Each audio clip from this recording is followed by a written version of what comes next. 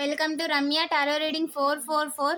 Dear viewers, ఇద్దరి విషయంలో వేగంగా మూమెంట్ లేకుండా చేసేయాలని చెప్పి ప్రయత్నం చేస్తున్నారండి. అసలు ఏం జరుగుతుంది అనేది ఈ ఎనర్జీ రీడింగ్లో చూద్దామండి.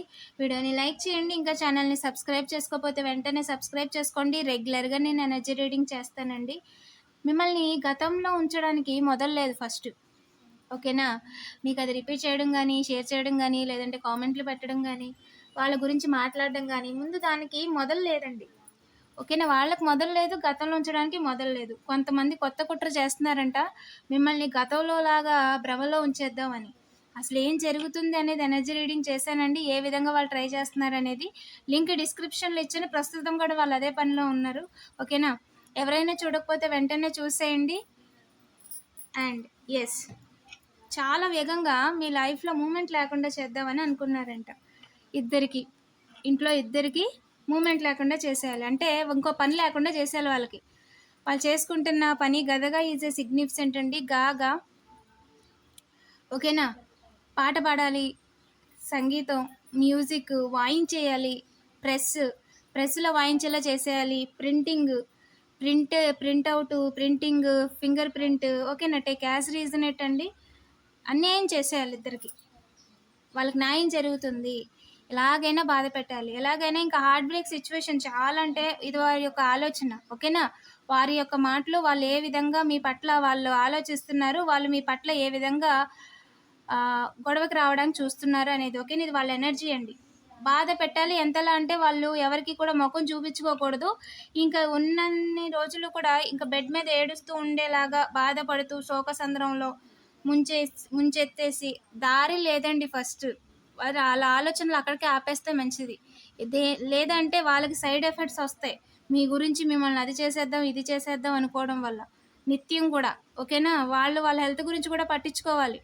అండ్ వాళ్ళు మీ చుట్టూనే ఉన్నారు, చాలామంది ఇంట్లో కూడా ఉన్నారు. ఓకేనా? చాలా వేగంగా ప్రయత్నం అయితే మిస్ అయింది. గత ఈజ్ ఎ సిగ్నిఫికెంట్ అండి. తా అనేది కనిపించకుండా సగంలో ఆగిపోయింది. ఓకేనా? తా ఫాదర్ వాళ్ళ తా టేక్ యాజ్ రీజనేట్. వేగంగా అంటే వేగంగా మిస్ అయిందండి. ఓకేనా? ప్రయత్నమే మిస్ అయింది. ఎనర్జీ మిస్సింగ్ కనిపిస్తుంది. ముగ్గురిని ఇక్కడ కింద పడేసి ఇద్దరు నిలబడిపోదాం అనుకుంటున్నారంట. కానీ వాళ్ళకి అర్థం కాని విషయం ఏంటి అంటే, ఒక పడవని వాళ్ళు బోర్లా వేసేద్దాం అనుకుంటున్నారు, కానీ అదే పడవలో వాళ్ళు ఉన్నారన్న సంగతి వాళ్ళకి తెలియట్లేదు. ఓకేనా? ఆ పడవని ముంచేయడం వల్ల తర్వాత వాళ్ళు ఈదుకని వెళ్ళడానికి ఛాన్స్ లేదండి. ఓకేనా?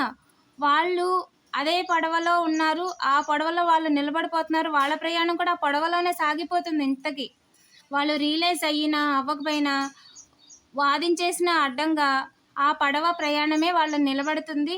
ఆ పడవే వాళ్ళని నిలబెట్టింది, ఆ పడవే వాళ్ళని కాపాడుతుంది. దానివల్ల వాళ్ళు ఇంకా ఉన్నారు. ఓకేనా? ఇక్కడ ఇంట్లో వాళ్ళని ముగ్గురిని కింద పడేసి వాళ్ళు నిలబడదాం అనుకోవడం మిస్సింగ్. ఎందుకు అంటే అక్కడ వాళ్ళు గాలిలో నీళ్ళలో ఎంతసేపు ఉండలేరు. ఓకేనా? వాళ్ళు ఎక్కడున్నా సరే వాళ్ళకు అడ్రస్ ఉంది, వాళ్ళు ఎక్కడున్నా సరే వాళ్ళకు ఒక పేరుంది. ఓకేనా? ఆ పేరు ఆ కుటుంబం లేనప్పుడు వాళ్ళకి విలువ ఉండదండి. క్రియేట్ చేయాలి అని అనుకున్నారు, అవకాశంగా తీసుకుని వాళ్ళకి అవకాశం చూపించి వాళ్ళ చెవులో పువ్వు పెడదామని ఒక వ్యక్తి అనుకున్నారు. Sister is a significant, karmic sister, father sister, take as రీజనేట్ అండి.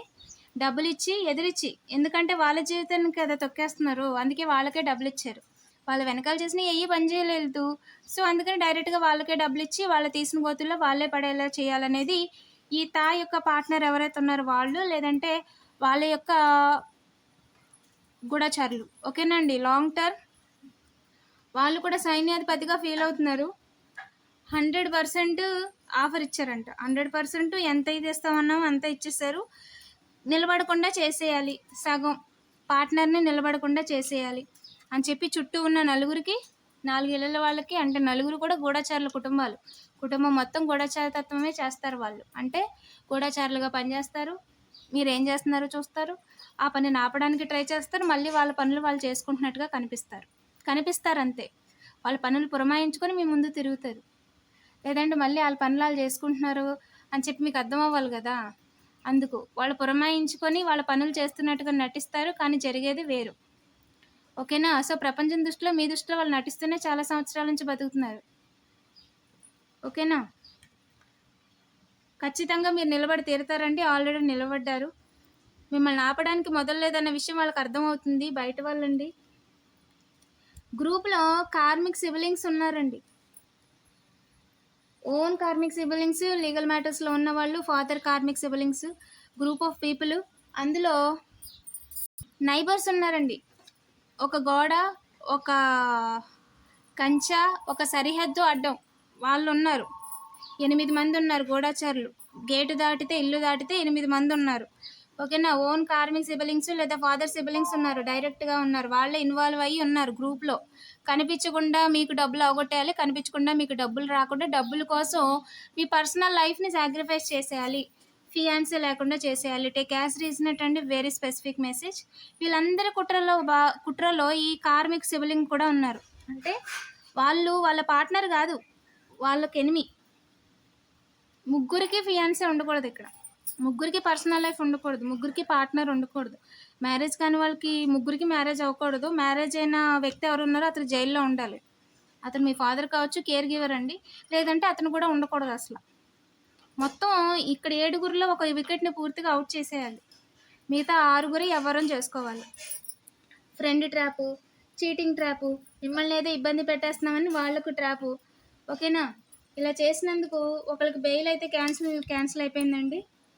ఓకేనా. బ్యాక్ స్టాంప్లింగ్ ప్లాను రివర్స్ అయిపోయింది. మీ లైఫ్లో కొత్త అవకాశాలు వస్తున్నాయి. అందుకని చెప్పి మిమ్మల్ని కొత్తగా మీ చేత క్రైమ్లో మిమ్మల్ని ఇరికించాలని చూస్తున్నారంట. అంటే మీరు ఏదో తప్పు చేశారన్నట్టుగా క్రియేట్ చేయడానికి సాక్ష్యాలు చూస్తున్నారు.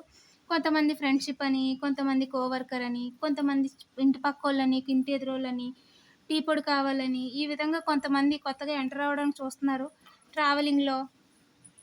ట్రావెల్ చేస్తున్నప్పుడు, మీరు షాప్ దగ్గర కొనుక్కుంటున్నప్పుడు, మీరు ఆటో ఎక్కినప్పుడు, వీళ్ళందరూ కూడా వాళ్ళంతటి వాళ్ళు వచ్చి మాట్లాడిన వాళ్ళు కాదు.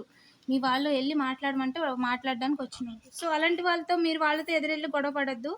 జస్ట్ వినండి, అవసరం అనుకుంటేనే రియాక్ట్ అవ్వండి, లేదంటే మీ పని మీరు చూసుకుని వచ్చేయండి. ఓకేనా. ఇదంతా కూడా క్రియేషన్, మీ వెనుక వెన్నుపోటు వేయడానికి క్రియేషన్. వాళ్ళు ఉత్తర సాక్ష్యాలు చెప్పడానికి రెడీగా ఉంటారనమాట అక్కడ. ఓకేనా. Need to get more physical proofs. మీకు వెన్నుపోటు వేయాలంటే వాళ్ళ దగ్గర ఉన్న సాక్ష్యాలు సరిపోవట్లేదంట. ఇప్పుడు అయ్యో కొత్త సాక్ష్యాలు కావాలంట. కొత్తగా ఎఫ్ఐఆర్ రాయడానికి ఆల్రెడీ లీగల్ మ్యాటర్స్లో ఉన్న వాళ్ళకి, అది వర్క్ అవ్వలేని వాళ్ళకి, ఫాల్స్ అలిగేషన్లో వేసేసి కూర్చున్న వాళ్ళకి ఇంక పని అవ్వట్లేదు. ఇంక కొత్తగా ఏదోటి చెయ్యాలి మళ్ళీ అని చెప్పి చూస్తున్నారు. అవకాశంగా తీసుకోవాలనుకుంటున్నారు, అవకాశం లేదు. గూఢచారులండి, డబ్బులు ఇచ్చి మరీ డబ్బులు పోగొట్టుకుంటున్నారు అంతే. మీ విషయంలో అసలు ఎవరికి ఛాన్స్ లేదు. తను నిలబడాలని చెప్పి ఇంకొకరిని హాస్పిటల్ పాలు చేసేయాలని ఒక పెద్ద మనిషి అనుకుంటున్నారు.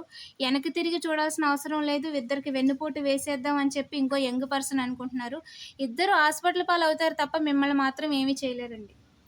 ఖచ్చితంగా మీరు నిలబడి తీరుతారు.